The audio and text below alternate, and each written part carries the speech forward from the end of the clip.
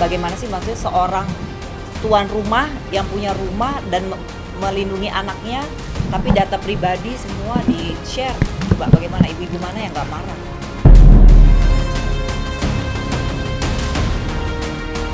Tabayun, saling muhasabah diri, ya saling memaafkan, tidak boleh lagi terjadi di kemudian hari. Gitu aja, damai-damai aja hidup, nggak usah banyak-banyak drama. Capek.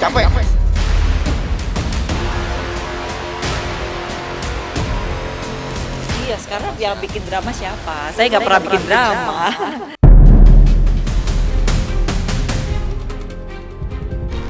Ya, anak saya paham lah siapa saya sebenarnya itu.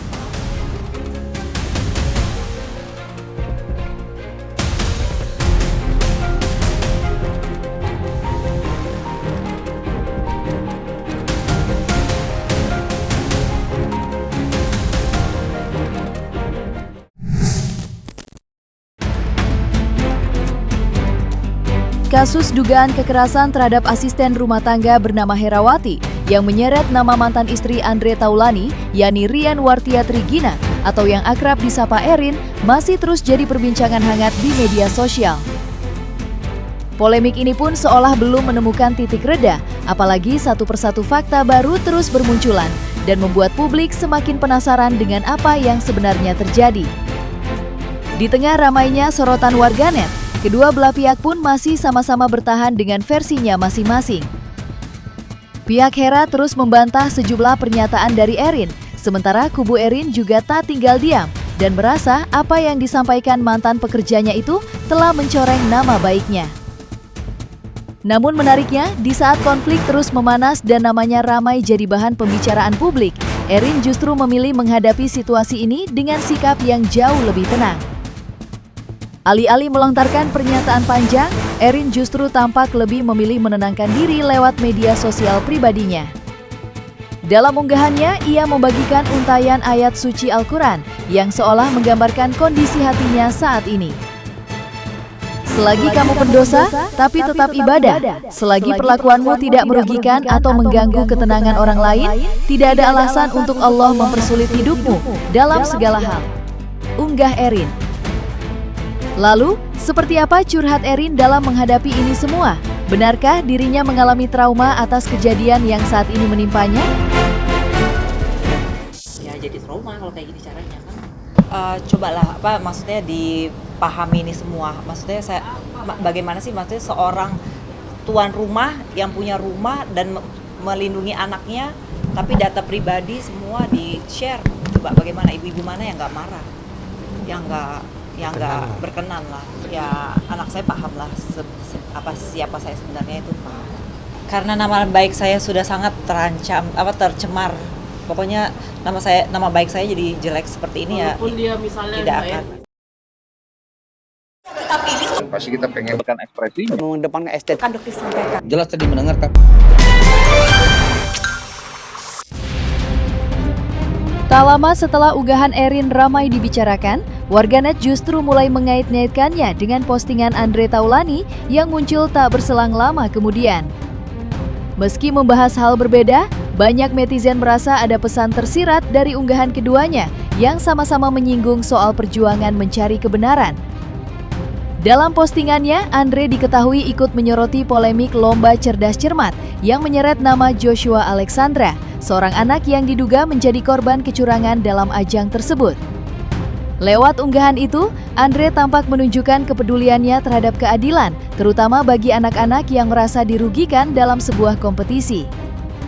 Ia pun secara tidak langsung menyuarakan pentingnya memperjuangkan hak seseorang yang berada di posisi lemah dan kalah oleh pihak yang dianggap lebih memiliki kekuatan atau pengaruh.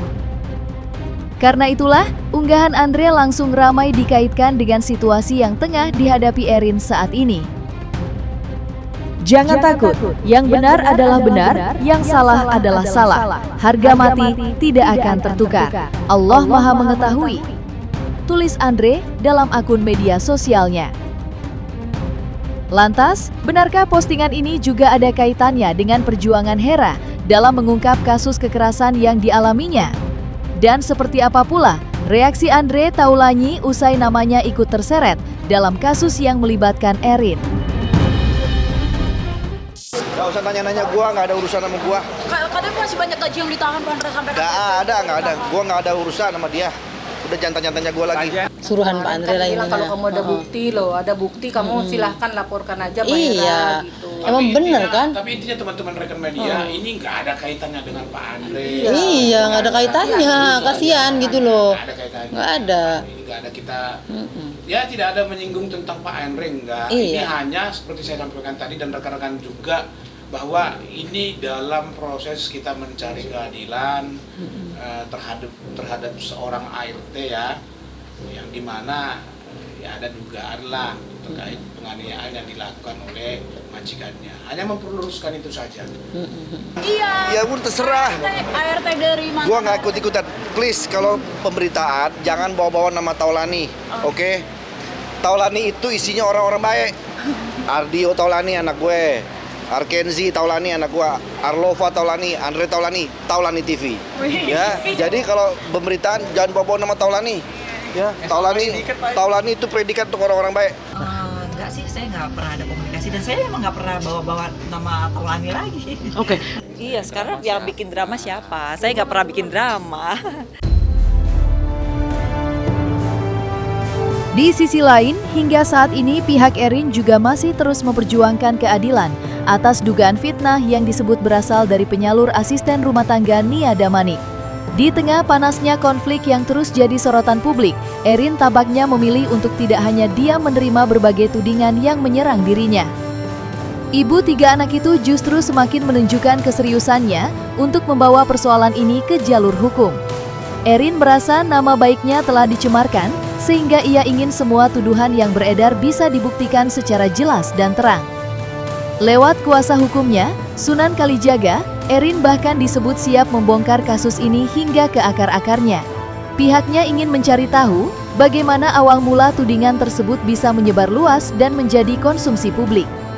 Situasi pun semakin menarik perhatian setelah Erin belum lama ini mulai menaruh kecurigaan adanya sosok aktor intelektual di balik rentetan isu yang terus menyerangnya. Ya, sementara ini kami menganalisa ya, kan kami juga orang hukum tentunya tidak asal-asalan. Kami mencari keterangan-keterangan, ya, mendengarkan saksi-saksi atau menganalisa. Kami melihat ini ada kemungkinan, ya, kami menduga memang ada yang sengaja memainkan situasi kegaduhan ini gitu loh. Diciptakan seolah-olah orang kecil lawan seorang Erin yang sosialita. Ini kan bisa dikatakan cukup keji ya gitu loh. Kalau memang nanti atas laporan kami minta proses penegakan hukum tidak pandang bulu. Kami tidak mempersoalkan ART-nya. Pastilah yang kami persoalkan siapa yang menyuruh ART melakukan pelaporan, membuat viral, membuat seolah-olah klaim kami adalah seorang majikan yang kejam gitu loh. Gitu. Jadi ya hati-hatilah buat siapapun yang ada di belakang atau menjadi dalam yang membuat cerita, skenario, sutradara dan lain-lain terkait dengan peristiwa kegaduhan ini ya. Tidak ada. Kalau dari begini, saya jawab ya. Kalau dari pihak kita tidak ada mengkonfirmasi siapa-siapa. Karena kita berjalan sesuai proses hukum aja. Gitu. Karena tidak ada dorongan dari Tidak ada. Tidak ada. Sampai hari ini tidak ada. Tidak ada. Ya, tidak ada. Karena dia udah dari awal juga bilang saya tidak ada hubungan ke sana dan saya tidak mau bawa nama saya dibawa-bawa. Gitu. Tadi secara langsung Gitu. Jadi si Hera yang menyampaikan. Jadi kalau ada apa-apa ya kamu lapor aja kalau ada bukti gitu. Itu kan laporan Hera ke saya. Ya pasti orang dekat lah, yang punya hubungan dengan ART, ya, yang punya hubungan juga mungkin dengan klien kami. Kan nggak mungkin kalau orang luar nggak tahu apa-apa. Kami kemarin klien kami menanyakan tuh, bagaimana ceritanya seorang ART bisa jalan menghubungi wartawan, bisa press conference, bisa menyewa pengacara, membayar pengacara, melapor polisi itu dari mana? Kalau nggak ada yang mengguidin atau menuntun atau memandu sampai ke sejauh ini gitu loh. Karena klien kami betul-betul menyatakan bahwa apa yang dituduhkan dia tidak pernah melakukan, terutama kayak penendangan.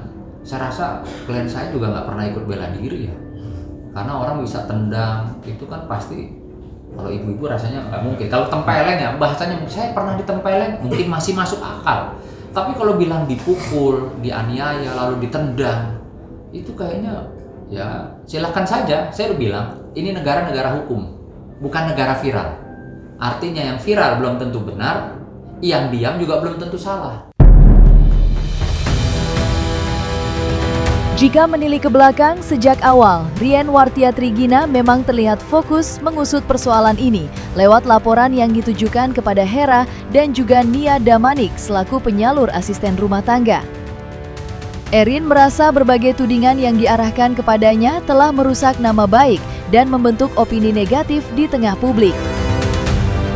Namun rupanya langkah hukum yang diambil Erin sama sekali tidak membuat kubu seberang mundur ataupun goyah.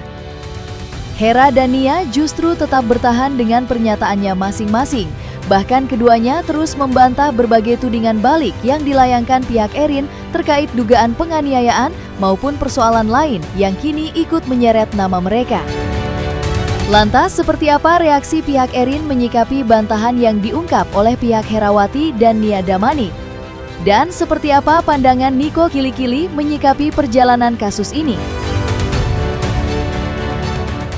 Soal penganiayaan itu diatur di dalam KUHP baru, Undang-Undang Nomor 1 Tahun 2023 Pasal 466 sampai dengan 470. Penganiayaan ringan, penganiayaan berat, sampai menimbulkan kematian. Ancamannya berbeda, bervariasi. Ada yang sampai 2 tahun 6 bulan, ada yang 8 tahun, ada yang 7 tahun, jadi bervariasi. Bicara hukum itu cuma 2, bukti dan saksi. Buktinya mana, saksinya mana. Kemudian dia harus tunjukkan bukti. Nah, bukti juga harus bukti yang berkualitas, bukan asal bukti, bukan asal-asalan. Jadi kalau sampai hanya menuduh sembarangan seperti begitu, itu sangat berbahaya. Itu memberikan keterangan palsu itu ancamannya 7 tahun loh itu. Menuduh orang menganiaya itu, kamu punya bukti atau tidak? Iya, tidak menutup kemungkinan ya. Terus kan kayak kemarin ada isu katanya gaji ditahan. Sekarang pertanyaan saya, yang bayar gaji itu siapa? Yang jelas klien kami bilang Ibu Erin tidak pernah urusan berkaitan dengan gaji ART. Nah, terus saya tanya, yang bayar gaji siapa Mbak? Yang bayar gaji ya mantan suami. Gitu loh. Jadi kalau ditahan yang nahan siapa? Kan gitu. Artinya gini lah, kalau orang membangun cerita tuh pasti akhirnya jadi kemana-mana yang tidak bisa dibuktikan kebenarannya gitu. Jadi ya 90% saya optimis klien saya tidak melakukan apa yang dituduhkan. Karena apa? Secara psikologi saya sudah banyak menangani perkara, mungkin ribuan. Ya, pelaku tentunya nggak mungkin lah nggak takut gitu. Tapi saya melihat keyakinan daripada klien saya, Mbak Erin, dia malah minta kapan saya dipanggil.